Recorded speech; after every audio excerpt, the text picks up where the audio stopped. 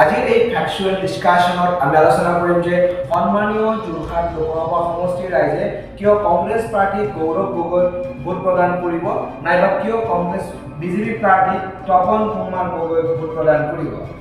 যদি আমি এই সন্মানীয় যোৰহাট লোকসভা সমষ্টিৰ আমি ৰাইজৰ বিভিন্ন ধৰণৰ আমি ইতিমধ্যে আমি যিবোৰ পৰ্যবেক্ষণ কৰি আহিছোঁ তাত আমি লক্ষ্য কৰিছোঁ যে সন্মানীয় যোৰহাট লোকসভা সমষ্টিত কংগ্ৰেছৰ প্ৰাৰ্থী প্ৰাক্তন মুখ্যমন্ত্ৰী তৰুণ গগৈৰ পুত্ৰ গৌৰৱ গগৈ ইতিমধ্যেই যোৰহাট লোকসভা সমষ্টিত এক নিৰ্বাচনী ৰণদণ্ডী আৰু জয়ধ্বনি বজাই উঠিছে। আৰু এই জয়ধ্বনি ইমানেই তীব্ৰতৰ হৈ উঠিছে যে যোৰহাট লোকসভা সমষ্টিত অসমৰ সন্মানীয় মুখ্যমন্ত্ৰী আৰু অসম চৰকাৰৰ বিভিন্ন মন্ত্ৰীমহল ইতিমধ্যে যোৰহাটত যাই থিতাপি লৈছে। আৰু যোৰহাট লোকসভা সমষ্টিৰ পৰা তপন কুমাৰ গগৈ বিজেপিৰ পৰা প্ৰাৰ্থিত্ব প্ৰদান কৰিছে। যি তপন কুমাৰ গগৈ কিন্তু যে সাংসদৰ যিটো পাৰফৰ্মেঞ্চ হ'ব লাগে সেই পাৰফৰ্মেঞ্চ একেবাৰে পুৰ অৰ্থাৎ দুৰ্বল বুলি ক'ব পাৰি। আৰু সেই তুলনাত গৌৰৱ গগৈ গোটেই অসম নহয় গোটেই নৰ্থ ইষ্টৰ ক্ষেত্ৰত এক শক্তিশালী সাংসদ হিচাপে ইতিমধ্যেই ভাৰতৰ সন্মানীয় সংসদত ইতিমধ্যে প্ৰতীয়মান হৈছে। আৰু গৌৰৱ গগৈ যোৰহাটবাসী ৰাইজে কিয় নিৰ্বাচিত কৰিব আৰু ইতিমধ্যে দেখিবলৈ পোৱা গৈছে যে যোৰহাটবাসী ৰাইজৰ মাজত গৌৰৱ গগৈৰ জনপ্ৰিয়তা দিনক দিনে বৃদ্ধি পাই আহিছে। আৰু গৌৰৱ গগৈৰ এই জনপ্ৰিয়তা বৃদ্ধিৰ অন্যতম কাৰণ হৈছে গৌৰৱ গগৈ পাৰ্লিয়ামেণ্টত যি এক সবল স্থিতি দেখুৱাইছে, পাৰ্লিয়ামেণ্টত যি এক মজবুত স্থিতি দেখুৱাইছে, অসম তথা অসমীয়া ৰাইজৰ কাৰণে অসমৰ কাৰণে যি এক বলৱান স্থিতি গ্ৰহণ কৰিছে। আৰু সেই বলৱান স্থিতিৰ ওপৰত বিশেষকৈ অসমৰ সৰ্বসাধাৰণ ৰাইজ সন্তুষ্ট হৈছে। লগতে যোৰহাটবাসী ৰাইজে এক গৌৰৱৰ বিষয় হিচাপে লৈছে গৌৰৱ গগৈ। আৰু সেই নিমিত্তে দিনক দিনে গৌৰৱ গগৈৰ জনপ্ৰিয়তা দিনক দিনে বৃদ্ধি পাই আহিছে।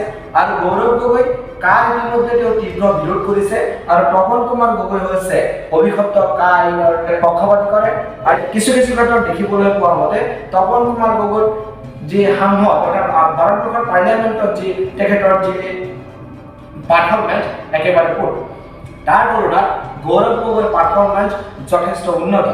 আৰু দ্বিতীয়তে যদি দেখা যায় যে গৌৰৱ গগৈৰ স্পষ্টবাদিতা আৰু কথা কোৱাৰ যি ভংগীমা সেই ভংগীমা তপন কুমাৰ গগৈতকৈ যথেষ্ট ঊৰ্ধ। আৰু পিপুলছ কানেক্টিভিটিৰ ক্ষেত্ৰত যদি দেখা যায় তেতিয়াহ'লে সেই ক্ষেত্ৰতো গৌৰৱ গগৈ যথেষ্ট ঊৰ্ধৰ এগৰাকী ব্যক্তি। আৰু শিক্ষা দীক্ষাৰ ক্ষেত্ৰতো যদি দেখা যায় তপন কুমাৰ গগৈ ভাৰ্চাছ গৌৰৱ গগৈ তেতিয়াহ'লে দেখিবলৈ পোৱা যাব যে গৌৰৱ গগৈৰ কৌশল বা শিক্ষা দীক্ষাৰ যি বিধান সেয়া তপন কুমাৰ গগৈতকৈ যথেষ্ট এক ঊৰ্ধৰ। তাৰপিছত যদি দেখা যায় যে শৃংখলাবদ্ধতা আৰু শালীনতাৰ ক্ষেত্ৰত যদি দেখা যায় তেতিয়াহ'লে গৌৰৱ গগৈৰ পক্ষৰ যিমানখিনি মানুহ আছে বিশেষকৈ সন্মানীয় যোৰহাট লোকসভা সমষ্টিত গৌৰৱ গগৈৰ পক্ষত যিসকলে ইতিমধ্যে নিৰ্বাচনী ৰাজনীতিত যিসকলে বক্তব্য পৰিৱেশন কৰি আহিছে বেছিভাগেই কিন্তু শালীনতা বজাই ৰাখি বক্তব্য পৰিৱেশন আহিছে। কোনো ব্যক্তিৰ ব্যক্তিগত আক্ৰমণ কৰি তেওঁলোকে ৰাজনীতিক প্ৰচাৰ আৰম্ভ কৰা নাই। কিন্তু তাৰ বিপৰীতে দেখিবলৈ পোৱা গৈছে যে গৌৰৱ গগৈক ব্যক্তিগতভাৱে আক্ৰমণ কৰাৰ ক্ষেত্ৰত বিজেপি দলৰ কোনো এটা পক্ষই কোনো ক্ষেত্ৰতেই ত্ৰুটি কৰা নাই। আৰু এই ক্ষেত্ৰত দেখিবলৈ পোৱা গৈছে যোৰহাট লোকসভা সমষ্টিত আজিৰ প্ৰেক্ষাপটত গৌৰৱ গগৈৰ পাল্লা যথেষ্ট ভাৰী আছে। হয়তো আগন্তুক দিনৰ লোকসভা নিৰ্বাচনত অৰ্থাৎ 2024 এই লোকসভা নিৰ্বাচনত সন্মানীয় যোৰহাট লোকসভা সমষ্টিৰ পৰা গৌৰৱ গগৈৰ বিজয়ৰ সম্ভাৱনা অধিক আছে।